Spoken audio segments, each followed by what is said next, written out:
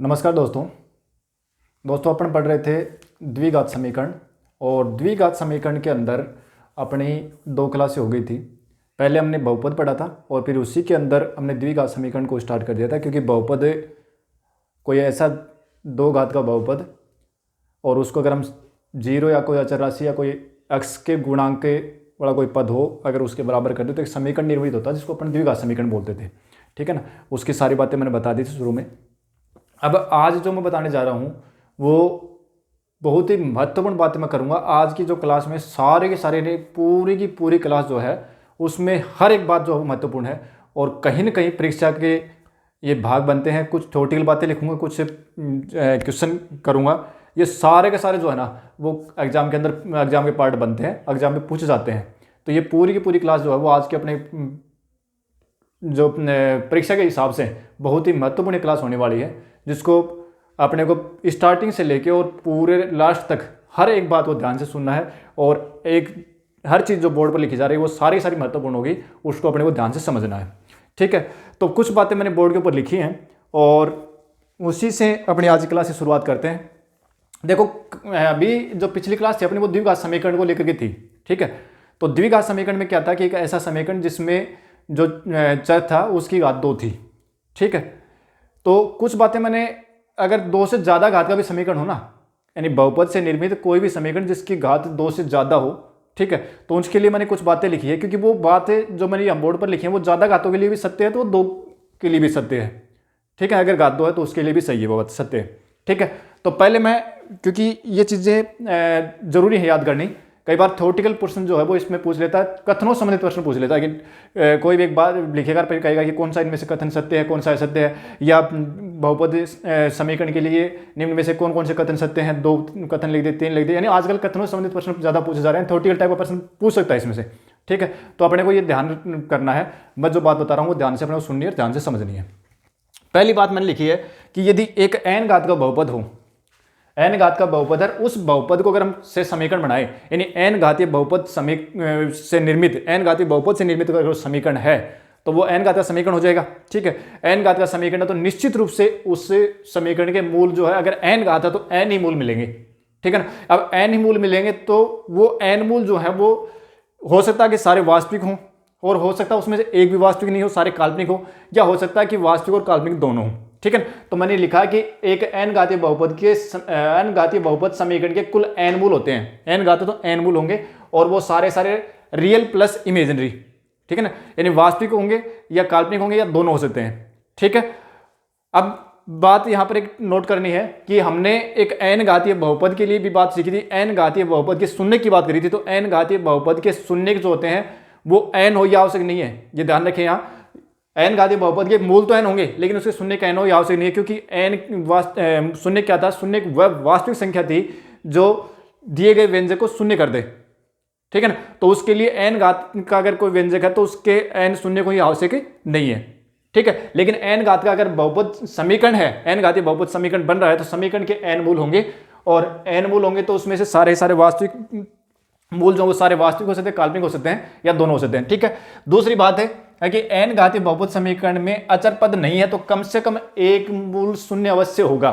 देखो कि अगर मैंने लिखा कि x² + 2x = 0, तो ये 2 घात का समीकरण हो गया, इसमें अचर पद गायब है, अचर पद नहीं है, तो इसमें से एक जो मूल होगा इसका वो शून्य अवश्य होगा। देखो x कॉमन ले तो क्या बनेगा, x + 2, दोनों 0 बराबर रखो, एक तो x = 0 बनकर एक x = -2, ये बात लिखते आ रहे हैं अपन। ठीक है, तो एक शून्य हो गया, लेकिन कम से कम एक कह रहा है ना, तो हो सकता है कि ऐसा हो जाए कि भी x⁵5 और + x⁵4 = 0, ऐसा हो जाए। तो देखो इसमें x⁵4 कॉमन आ जाएगा तो x + 1 = 0, तो x⁵4 = 0, तो उस समय x = 0। इसका मतलब कि इसके 4 मूल जो है वो तो 0 0 ही है, यानी x = 0 है ना, इसका मतलब घात 4 है तो x के 4 मान होंगे तो चारों क्या होंगे, 0। ठीक है, और x + 1 = 0 तो x = -1। ठीक है, तो इसके 5 मूल हुए, 5 घात का समीकरण था, 5 मूल हुए, जिसमें से एक तो है -1 और 4 है उसके 0 0। ठीक है ना, लेकिन अपन जब सोल्व करते हैं तो लिखते नहीं है, बस x का मान 0 लिख देते हैं, खाली इतना ही लिखते हैं। ठीक है ना, लेकिन ये ध्यान रखें कि जितनी घात का बहुपद है तो शून्य को उसके मूल उसके उतने होंगे। ठीक है, फिर आता है अगली लाइन तीसरी, तो ये याद रह जाएगा कि अगर जितने घात का अगर बहुपद समीकरण है अपने पास तो उसके उतने ही मूल होंगे, और अगर उसमें अचर पद नहीं है तो कम से कम एक मूल शून्य अवश्य होगा। और अगली जो लाइन है ना वो क्या है कि यदि एक बहुपद समीकरण, ठीक है ना, वो अगर एक विषम घातीय समीकरण है, ठीक है ना, विषम घातीय समीकरण है तो कम से कम एक मूल अवश्य वास्तविक होगा और जिसका चिन्ह अचर पद के चिन्ह के विपरीत होगा। मतलब कि जैसे मान लो x की घात 3 + 2x + 5 बराबर 0, ये 3 घात का एक समीकरण हो गया, ठीक है ना। अब 3 घात का है तो घात विषम हो गई ना, तो इसमें इस समीकरण का एक मूल वास्तविक तो अवश्य होगा, ठीक है ना। और वो कैसा होगा, उसका चिन्ह जो है ना वो कैसा होगा, जो अचर पद है ना उसका विपरीत होगा। मतलब उस मूल का जो चिन्ह होगा वो क्या होगा, इसके विपरीत होगा, मतलब माइनस का होगा। इसमें इस समीकरण के अंदर अगर हमें कहे कि इसके कितने वास्तविक मूल होंगे तो कम से कम एक तो होगा, 3 आएंगे इसमें, हो सकता है तीनों ही वास्तविक आ जाए, हो सकता है एक वास्तविक और 2 काल्पनिक हो, ऐसा हो सकता है, ठीक है। तो इस समीकरण के 3 मूल होंगे जिसमें से एक मूल तो वास्तविक अवश्य होगा, और वो वास्तविक मूल जो होगा ना वो अचर पद है उसके चिन्ह के विपरीत उसका चिन्ह आएगा, ठीक है ना। तो अगर इसमें से कहे, इस प्रश्न में अगर कह दे आपसे कि बताओ भाई इस के अंदर एक मूल आएगा, एक वास्तविक मूल है, उस वास्तविक मूल का चिन्ह बताओ क्या होगा, तो चिन्ह इसके विपरीत होगा, यानी उस वास्तविक मूल का चिन्ह है वो ऋणात्मक होगा, ठीक है। तो एक ही लाइन अपने याद रखनी है। फिर देखो अगर कोई बहुपद समीकरण समघातीय है, समघात का ना, तो तथा अचर पद ऋणात्मक है, ये ध्यान रखना है, कंडीशन है साथ में, समघात और प्लस में अचर पद ऋणात्मक, तो कम से कम 2 मूल वास्तविक होंगे। अगर समघात का है और साथ में अचर पद ऋणात्मक है तो उस बहुपद के 2 मूल जो है वो वास्तविक अवश्य होंगे, कम से कम 2 तो होंगे, ठीक है ना, हो सकता है ज्यादा भी हो, 2 मूल अवश्य होंगे, वास्तविक अवश्य होंगे। और वो दोनों जो मूल आएंगे ना वो दोनों एक दूसरे के ऋणात्मक आएंगे, मतलब अपोजिट आएंगे, एक अगर प्लस का दूसरा माइनस का आएगा, ठीक है। और एक सबसे मेन चीज जो इन दोनों बातों के लिए एक चीज अपने को ये ध्यान रखनी है कि बहुपद समीकरण जब लिखें, जैसे मान लो कि ये आ गया अपने पास, अगर ये ऐसा होता 5 = 0, अगर ऐसा होता तो सबसे पहले अपने को क्या करना है कि जो उच्चतम घात का जो पद है ना उसका चिन्ह बदल के उसको प्लस का बनाना है, इसको पूरे को माइनस से गुणा कर दो, तो x की घात 3 + 2 -2x और -5 = 0, ठीक है ना। उसके बाद में जो मैंने लिखी है बातें वो सारी उसके बाद में अप्लाई करनी है, ठीक है ना। अगर पहले अप्लाई कर देंगे तो संभावना रहेगी गलत होने, गलत होगा ही, संभावना क्या रहेगी, ठीक है। तो सबसे पहले इस चिन्ह को अपने को क्या करना है, माइनस अगर है तो उसको प्लस करेंगे और उसके बाद में इसको आगे सोल्व करेंगे, ठीक है। तो 4 बात हो गई, मतलब अगर n घात का समीकरण है, ठीक है, और वो उसकी घात अगर विषम है तो उसमें कम से कम एक मूल वास्तविक होगा और उसका चिन्ह जो है ना वो अचर पद के चिन्ह के विपरीत होगा।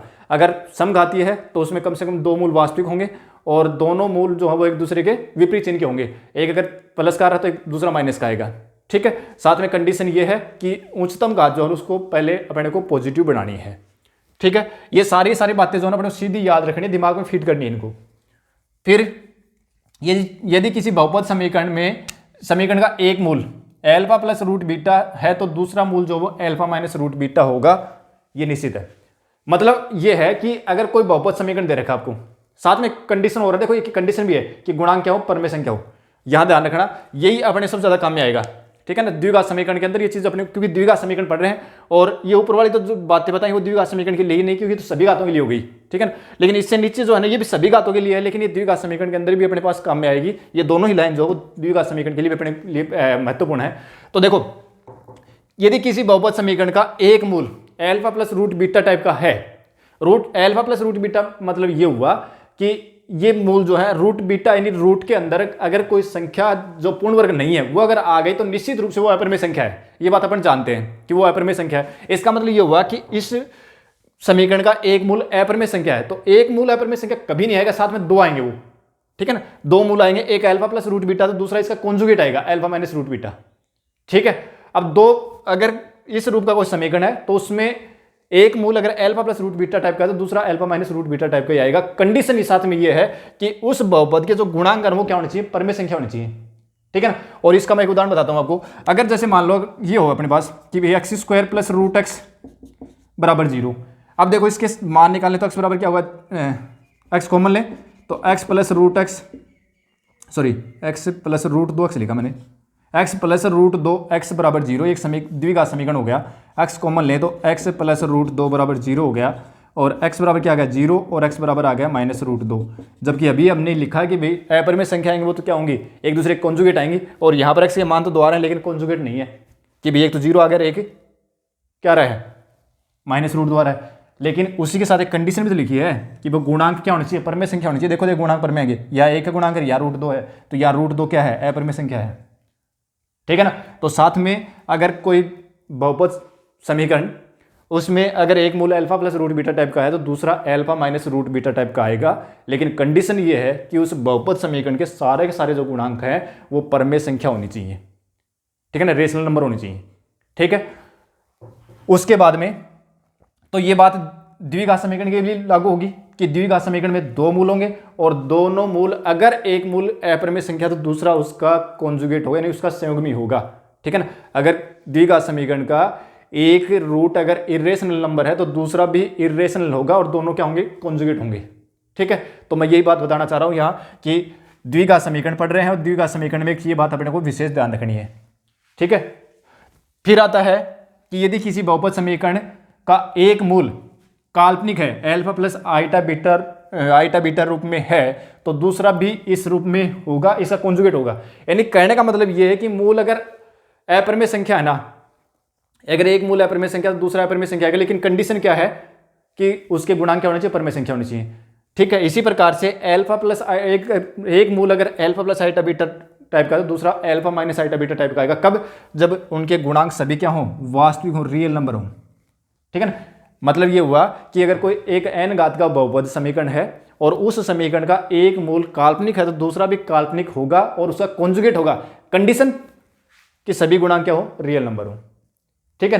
तो यहां पर अपने पास अगर द्विघात समीकरण है, द्विघात समीकरण के सारे गुणांक अगर वास्तविक हैं तो अगर उसमें एक मूल काल्पनिक है तो दूसरा भी काल्पनिक आएगा, ठीक है। और यही बात ऊपर वाले के लिए है, अगर द्विघात समीकरण है तो द्विघात समीकरण के अंदर अगर उसके सारे गुणांक परमेय संख्या है, अगर उसका एक मूल आपके पास अपरिमेय संख्या तो दूसरा भी अपरिमेय संख्या आएगा और कॉन्जुगेट आएगा, ठीक है।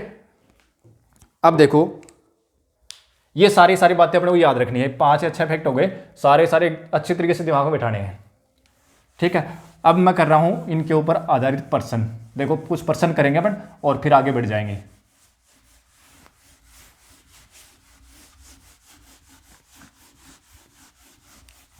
देखो एक प्रश्न मैं लिख रहा हूं कि यदि कोई समीकरण दे रखा अपने को, एक एग्जांपल लिख रहा हूं, ठीक है, कि यदि x square plus P x plus Q बराबर 0, ये कोई द्विघात समीकरण है, ठीक है, का एक मूल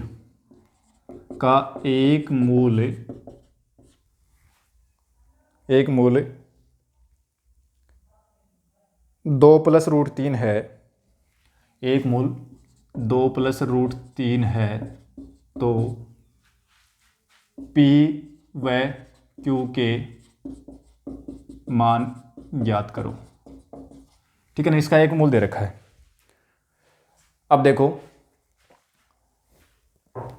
दो घात का बहुपद है, यानी द्विघात समीकरण है तो दो मूल आएंगे, मूल दे रखा है एक अपने को, ठीक है, और कह रहा है कि दोनों ही दो अज्ञात राशि हैं, दोनों को मान ज्ञात करना है, ठीक है। तो देखो क्या है ये मूल कौन सा है, किस रूप में है, अपरिमेय संख्या ना, ये अपरिमेय संख्या तो ये हमेशा जोड़े के रूप में मिलेंगे, ठीक है ना। कब, जब ये सारे गुणांक क्या हो, परमेय संख्या हो। तो देखो यहां पर एक है, ये तो परमेय संख्या है, और P जो है ना वो भी अगर साथ में, चलो मैं लिख देता हूं जहां, ठीक है, जहां P क्या है, परमेय संख्या है, ठीक है ना, रेशनल नंबर है P, ठीक है ना। Q से को मतलब अपने को है नहीं, वो कैसा भी हो, ठीक है, क्योंकि अपने को तो ध्यान रखना है कि गुणांक जो है ना वो सारे क्या होने चाहिए, परमेय होने चाहिए। जो चर है उस चर के घात के जो पद बने, 2 घात के बने, 3 घात के बने, 5 घात के बने, सभी के जो गुणांक है ना वो परमेय होंगे। तो उस समय अपने को अगर एक मूल alpha plus root beta type का मिलता है तो दूसरा भी alpha minus root beta type का मिलेगा, ठीक है। तो एक मूल ये हो गया ना, तो दूसरा एक मूल क्या होगा भाई ये क्या है आपके अपरिमेय संख्या, रेशनल नंबर है ना, तो 2 माइनस रूट 3 हो गया, ठीक है, हो गए। यानी ये तो हो गया अल्फा और ये हो गया आपका बीटा, हो गए। अब देखो अपने को पता है कि भाई एल्फा प्लस बीटा बराबर क्या होता है, माइनस एक्स का गुणांक। एक्स का गुणांक कितना है, माइनस पी बटे एक्स स्क्वायर का गुणांक कितना है, 1। भाई मूलों का योग होता है माइनस एक्स का गुणांक बटे एक्स स्क्वायर का गुणांक, ये तो है। रखो मान, एल्फा का मान कितना आया था, 2 + √3 और प्लस बीटा मान कितना है, 2 - √3 और बराबर माइनस पी। √3 से √3 कैंसिल, तो पी बराबर कितना आ गया भाई, -4। ठीक है। और दूसरा एल्फा गुणा बीटा, मूलों का जो गुणनफल होता है वो क्या होता है, अचर पद बटे एक्स स्क्वायर का गुणांक। तो एक्स स्क्वायर का गुणांक कितना है, 1 है। तो एल्फा का मान कितना है, 2 + √3 और बीटा 2 - √3 और बराबर क्यू। तो ये a + b into a - b, तो क्या हो जाएगा, a² - b²। तो एक ही कौन है, 2 का स्क्वायर - √3 का स्क्वायर, यानी a² - b² बराबर क्यू। तो यहाँ 4 - 3 बराबर क्यू, तो यहाँ से क्यू बराबर कितना आ गया, 1 आ गया। तो p का मान तो आ गया -4 और q का मान कितना आ गया, 1 आ गया। अब देखो इस टाइप का प्रश्न जो है ना परीक्षा में पूछ सकता है, बढ़िया प्रश्न है ये। ठीक है। तो यहाँ पर ये जो कंडीशन जो है ना वो यहाँ काम में आएंगी। तो ध्यान रखना द्विघात समीकरण के अंदर, अब दिमाग में फीड कर लो द्विघात समीकरण के लिए, कि अगर द्विघात समीकरण है तो द्विघात समीकरण में और जो गुणांक है सारे परमेय संख्या है, तो मिलने वाले जो मूल होंगे ना, अगर वो अपरमेय मिल रहा है एक मूल, तो दूसरा भी अपरमेय होगा और उसका कॉन्जुगेट होगा। अगर सम्मिश्र मिल रहा है, ठीक है ना, मतलब कॉम्प्लेक्स नंबर मिल रहा है, तो दूसरा भी क्या होगा, कॉम्प्लेक्स होगा, लेकिन वो उसका कॉन्जुगेट होगा, बशर्ते कि उसके जो गुणांक वो क्या होंगे, रेशनल नंबर होंगे, सॉरी रियल नंबर। कॉम्प्लेक्स के लिए रियल नंबर होने चाहिए। ये जो गुणांक है ना, ये गुणा में जो है ये रियल नंबर होंगे, तब जो रूट है वो अगर कॉम्प्लेक्स मतलब सम्मिश्र संख्या मिल रही है आपको, तो आपके जो इमेजिनरी रूट मिल रहे हैं ना, तो इमेजिनरी रूट होंगे वो क्या होंगे, कॉन्जुगेट होंगे। ठीक है। और अगर रेशनल मिल रहे हैं तो रेशनल में भी कॉन्जुगेट होंगे, सॉरी इरेशनल मिल रहे हैं तो इरेशनल में भी कॉन्जुगेट होंगे। कब, जब ये जो गुणांक है यहाँ पर क्या हो, रेशनल हो। ठीक है। तो ये चीज़ें अपने को याद रखनी है। अब देखो एक द्विघात समीकरण लिखना जो है वो मैं लिख देता हूँ एक क्वेश्चन। हालांकि ये अपन जब बहुपद पढ़ा था ना उस समय द्विघात बहुपद हमने लिखा था, वहाँ सीख चुके हैं, लेकिन फिर भी मैं एक और करवा देता हूँ। ठीक है। तो ये बात और लिखनी है अपने को कि अगर आपको द्विघात समीकरण ज्ञात करना, द्विघात समीकरण लिखना जब उसके दोनों मूल ज्ञात हों, ठीक है ना, दोनों मूल ज्ञात हों, दोनों मूल मतलब एल्फा और बीटा अगर ज्ञात है ना, तो उस समय द्विघात समीकरण लिखना तो कोई दिक्कत नहीं है। पहले एक्स स्क्वायर लिखो, फिर माइनस मूलों का योग alpha plus beta into x और प्लस मूलों का गुणनफल और बराबर 0 कर दो। ठीक है। एक तो ये है, और इसी के साथ एक लाइन और लिख लो, अगर 3 घात का ना त्रिघात समीकरण अगर लिखना हो, समीकरण लिखना जब उसके तीनों मूल एल्फा बीटा और गामा हो, ठीक है ना, तीनों मूल एल्फा बीटा गामा हो, तो उस समय अगर समीकरण लिखना है ना 3 घात का, तो वो x की घात 3 फिर माइनस मूलों का योग alpha plus beta plus gamma into x, फिर plus alpha beta sorry x square आएगा ही, alpha beta plus beta gamma plus gamma alpha into x और फिर माइनस एल्फा बीटा गामा बराबर 0। ठीक है। अगर 3 घात का अगर आपको समीकरण लिखना हो तो आप इस तरीके से लिख सकते हो। हालांकि ये जब बहुपद पढ़ाया था ना उस समय मैंने लिखना बताया था, उस समय बहुपद में 0 नहीं आ रहा था ना, क्योंकि समीकरण हो गया तो बराबर 0 आएगा। ठीक है, ये हो गया। तो ये चीज़ें मैंने फिर एक बार रिपीट कर दी हैं, अपने को याद रखनी है। फिर देखो अगर कोई उदाहरण ले लें, चलो इसका कर देते हैं उदाहरण कि उस द्विघात समीकरण को लिखो जिसके मूल -1 और -2 हैं। ठीक है, जिसके मूल -1 और -2 हैं। तो देखो एक्स स्क्वायर माइनस मूलों का योग कितना, मूल है ना, तो मूलों का योग कितना होगा, -1 और -2 तो -3 हो गया एक्स, और प्लस मूलों का गुणनफल तो -1 गुणा -2 बराबर 0, यानी एक्स स्क्वायर प्लस 3x और प्लस का 2 बराबर 0। ठीक है, इस प्रकार से आप द्विघात समीकरण लिख सकते हैं। ठीक है, ये हो गया। उसके बाद में आता है द्विघात समीकरण के लिए कुछ अब और बातें बता रहा हूँ, और ये भी काफ़ी महत्वपूर्ण बात है जो अपने को अच्छी तरीके से याद रखनी है। ठीक है, तो द्विघातीय समीकरण A X square plus B X plus C बराबर 0 के लिए विभिन्न स्थितियाँ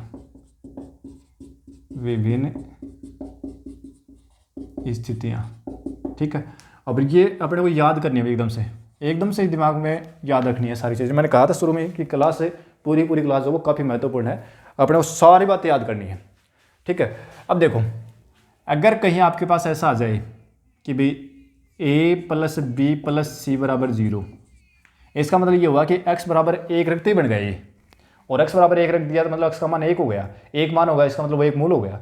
तो यदि a plus B plus C बराबर 0 है तो उसका एक मूल जो है ना, एक मूल तो हो गया 1, क्योंकि 1 रखने पर तो मिला। ठीक है ना, और दूसरा जो मूल है वो क्या आएगा, दूसरा मूल। तो दूसरा मूल देखो अपने को पता है कि भाई द्विघात समीकरण के लिए मूलों का गुणनफल क्या होता है, एल्फा गुणा बीटा बराबर होता है सी अपॉन ए। ये तो था ना अचर पद बटे एक्स स्क्वायर गुणांक, ये अपन जानते हैं। अब एक मूल अपने पास 1 हो गया तो बीटा का मान निकालेंगे तो वो क्या आएगा, सी अपॉन ए तो आएगा। ठीक है, तो दूसरा मूल जो है वो क्या आ जाएगा, सी अपॉन ए आएगा। तो एक चीज़ ये याद रखनी है अपने को कि अगर कहीं ऐसा कह दे कि कोई द्विघात समीकरण किसी भी रूप में दे दे और अपने को ये कह दे कि भाई इसका एक मूल 1 है, तो तुरंत समझाना कि भाई a plus B plus C बराबर 0 है। अगर कहीं ऐसा हो जाए कि भाई इसका एक मूल बताओ और कोई समीकरण दे दिया बड़ा सा बना करके, तो आप देखना a प्लस बी प्लस सी अगर 0 हो जाए तो हम कह देंगे इसका एक मूल तो 1 है, और दूसरा मूल अपन लिख देंगे सी अपॉन ए के रूप में। ठीक है, तो एक ये लाइन अपने को याद रखनी है कि यदि द्विघात समीकरण के अंदर a plus B plus C बराबर 0 बने तो उसका एक मूल तो होगा 1 और दूसरा होगा सी अपॉन ए। ठीक है, अब दूसरी जो लाइन लिखनी है वो ये है कि इसी के अंदर, और अगर हो जाए अपने पास है b बराबर 0, अगर b बराबर 0 हो जाए ना तो उस समय दोनों जो मूल है ना, दोनों मूल एक दूसरे के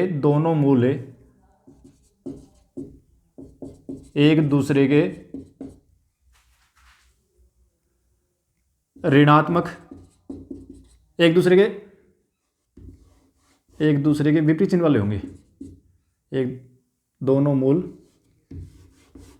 मूल मतलब मैं यहाँ पर एक वर्ड काम में ले रहा हूँ समान, ठीक है ना, लेकिन ध्यान रखना मैं किस रूप में ले रहा हूँ, दोनों मूल समान और एक दूसरे के चिन्ह विपरीत, मूल समान और चिन्ह विपरीत।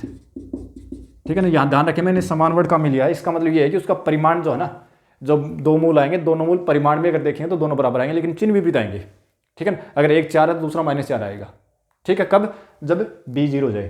तो सीधी सी बात है अगर b 0 हो गया ना तो क्या बनेगा अपने पास, लेकिन कंडीशन एक और भी है साथ में कि उस समय अपने को देखो यहाँ 2 प्रकार के मूल मिलेंगे, या तो काल्पनिक मिलेंगे या वास्तविक मिलेंगे। तो वास्तविक मिलेंगे तब तो वो मूल समान और विपरीत चिन्ह वाले होंगे, काल्पनिक मिलेंगे ना तो भी वो क्या होंगे, मूल समान लेकिन चिन्ह उनके भी विपरीत होंगे।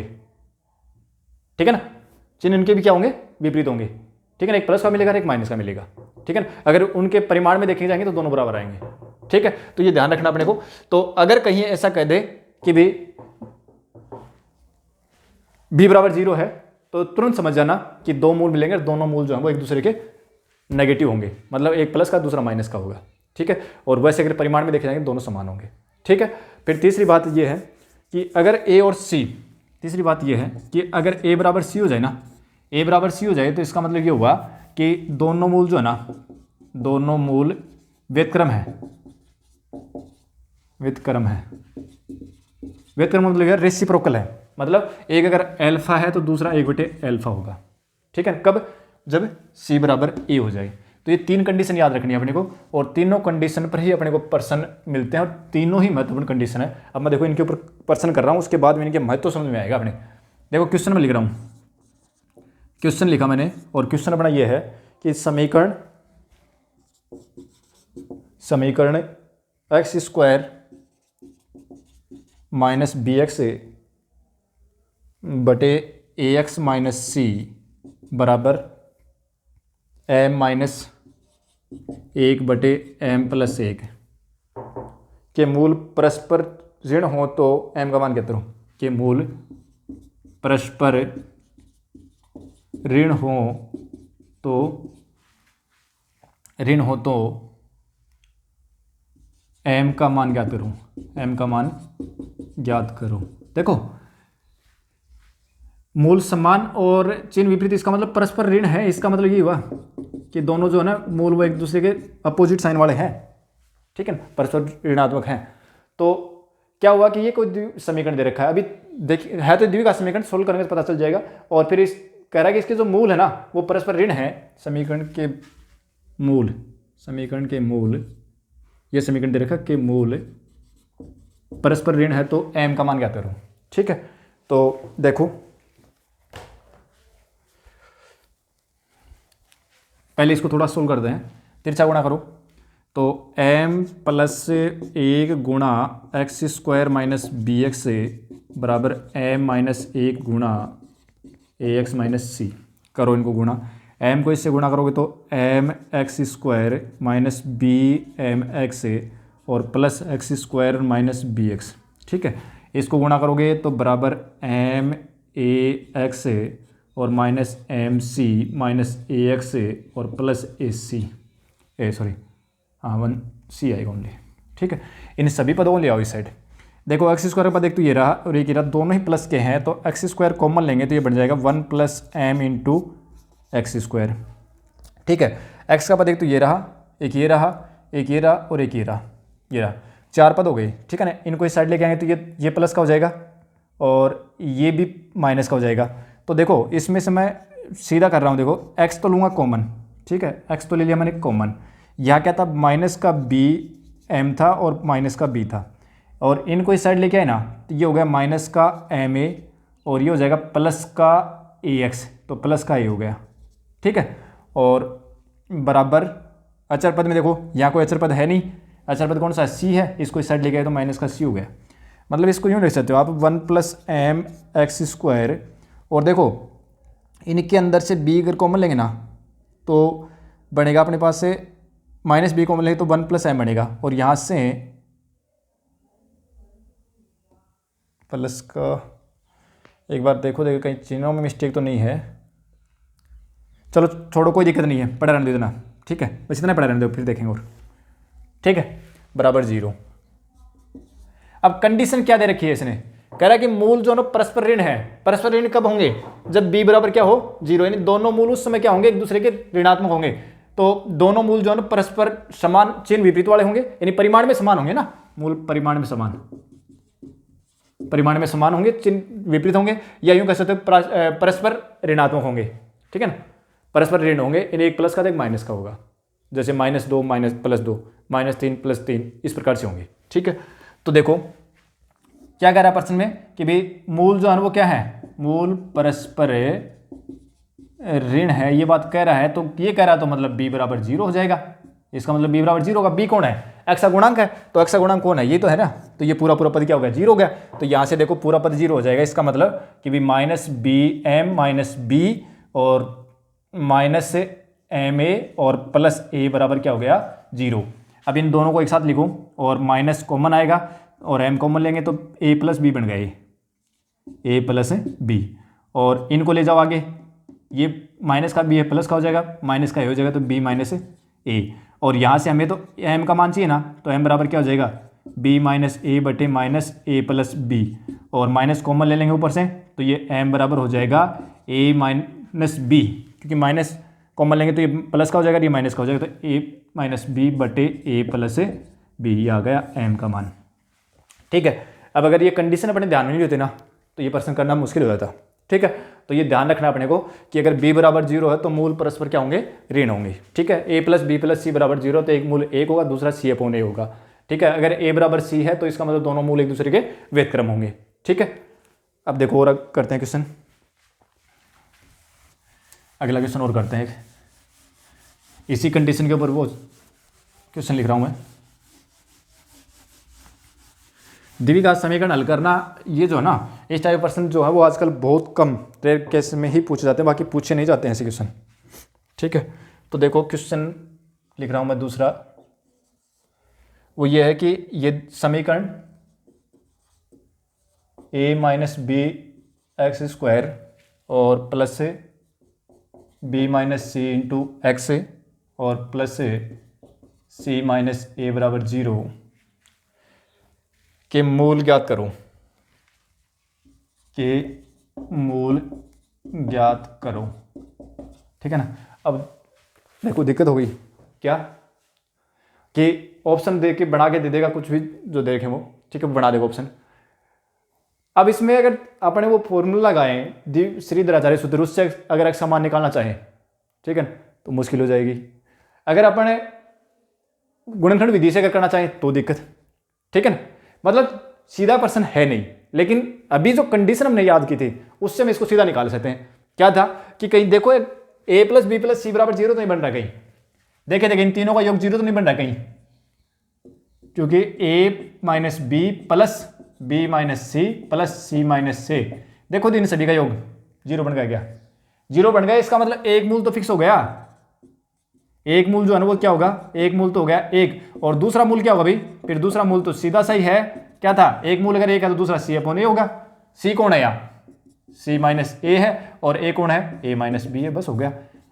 ठीक है, और अगर ये कंडीशन ध्यान में नहीं है तो फिर मुश्किल। ठीक है, हो गया। अब देखो और क्वेश्चन देखते हैं, बस इतना पर्सन था ये। अगला देखो,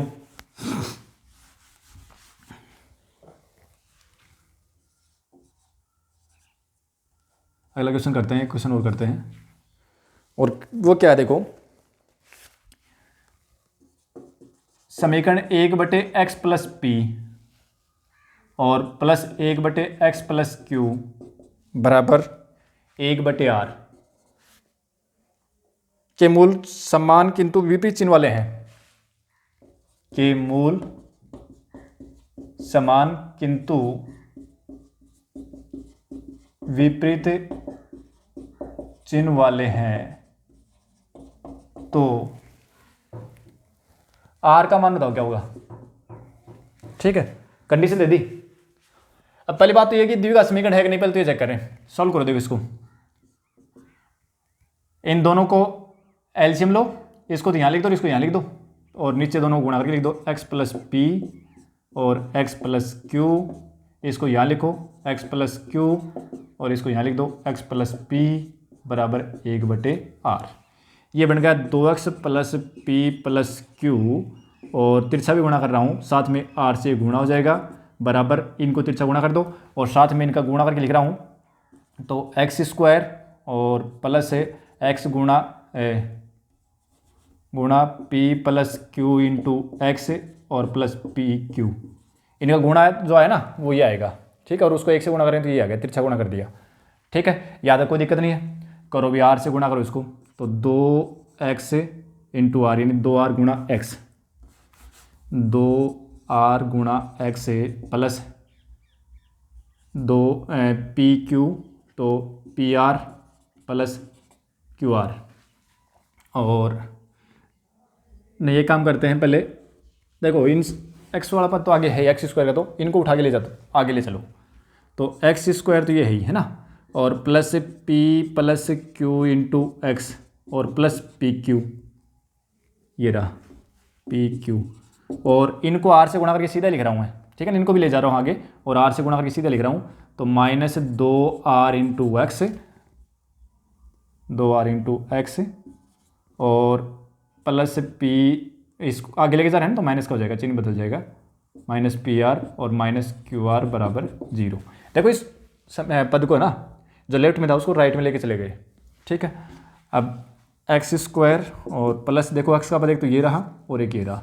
ठीक है, और दोनों में से अगर एक्स कॉमन लेंगे ना तो ये बन गया पी प्लस क्यू और माइनस 2r और गुणा एक्स। आ गया आंसर, तो वहीं आ गया बस अपना, अगर ध्यान में है सारी बातें तो यही आ गया। ठीक है, आगे जरूरत नहीं है अपने को सोल्व करने की, जरूरत नहीं है आगे, तो पी क्यू और ये आ गया माइनस का पी आर और माइनस का क्यू आर बराबर 0 बन गया। एक्स स्क्वायर का पद हो गया, एक्स का पद हो गया, एच आर पद हो गया। अब प्रश्न में क्या कह रहा है कि मूल समान किंतु विपरीत चिन्ह वाले।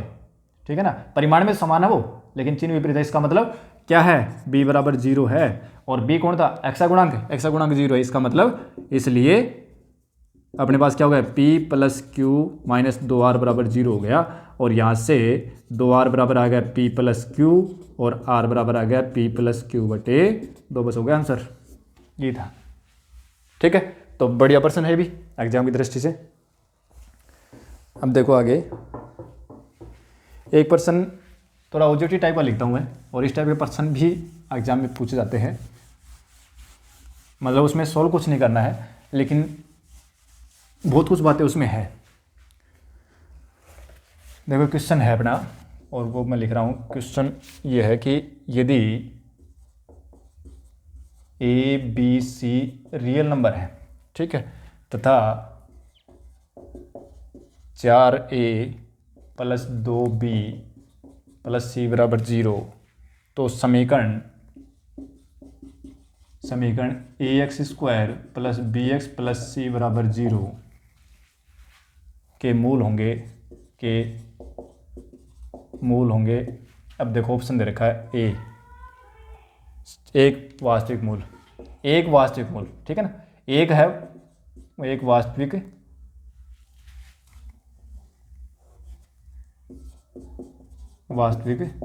मूल, ठीक है। दूसरे ऑप्शन में दोनों वास्तविक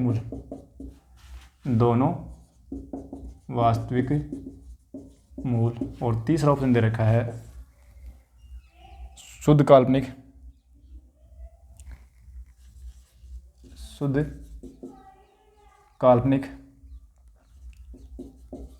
ठीक है, और चौथा दे रखा है, इनमें से कोई नहीं है, नन ऑफ दीज, ठीक है। देखो क्या दे रखा है, देखो A B C belongs to R दे रखा है कि ए बी सी वास्तविक संख्या है, ठीक है। तो ए बी सी वास्तविक संख्या, तो देखो शुरू में देखा था कि अगर द्विघात समीकरण है और उसमें अगर ए बी सी वास्तविक संख्या तो उसके मूल काल्पनिक तो हो सकते हैं, ठीक है, और वास्तविक हो सकते हैं, दोनों प्रकार के हो सकते हैं। तो फिर अभी इससे तो कुछ भी तय नहीं हुआ, फिर चलते हैं आगे। ये देखो ये दिया हुआ कोई रिलेशन, और ये रिलेशन मतलब ये है कि समीकरण से बन के आया है।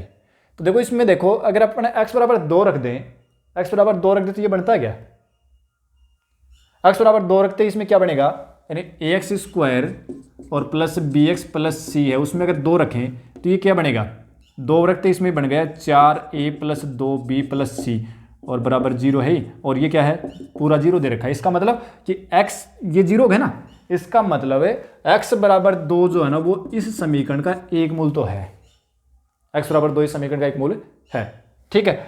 अब सीधी सी बात है, द्विघात समीकरण है तो इस द्विघात समीकरण के जो मूल है वो एक मूल 2 है, तो दूसरा भी वास्तविक ही होगा, ठीक है ना, क्योंकि काल्पनिक तो हो नहीं सकता, क्योंकि अगर अचर पद नहीं होता ना तो हम सोचते, लेकिन अचर पद तो है यहाँ, ठीक है ना। तो निश्चित रूप से इसका एक मूल वास्तविक यानी 2 है, तो दूसरा मूल भी क्या होगा वास्तविक, यानी दोनों मूल वास्तविक होंगे इसके, ठीक है ना। और हमें दिमाग में आता है कि 2x का मान 2 तो मिलेगा, इसका मतलब एक मूल तो वास्तविक है, तो एक के ऊपर टिक लगा देते हैं, ठीक है ना, दोनों ही मूल वास्तविक होंगे इसके, ठीक है। अब देखो अगला प्रश्न और देखो,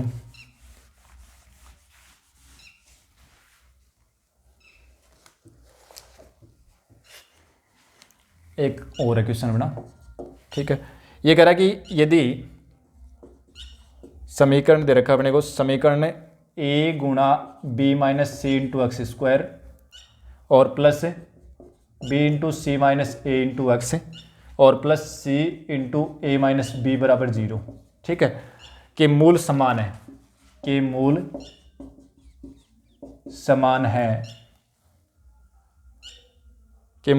है, तो ए बी सी की श्रेणी में होंगे, ए बी सी की श्रेणी में होंगे,